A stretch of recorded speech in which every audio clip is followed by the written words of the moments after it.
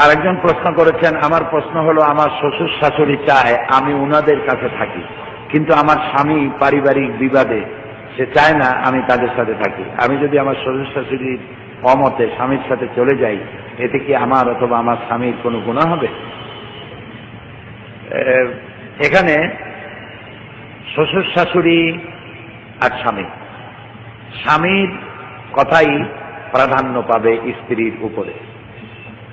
স্বামী যদি কোনো যৌক্তিক কারণে পরিবার ছেড়ে অন্য কোথাও যেতে চায়, তাহলে আপনি তার সাথে বিনা বাক্য ব্যয়ই চলে যাবেন। আর যদি অযৌক্তিকভাবে খামোখা পরিবার এর মধ্যে ভাঙন সৃষ্টি করে চলে যেতে চায়, তাহলে আপনি তাকে বুঝাতে চেষ্টা করবেন যাতে না যায়।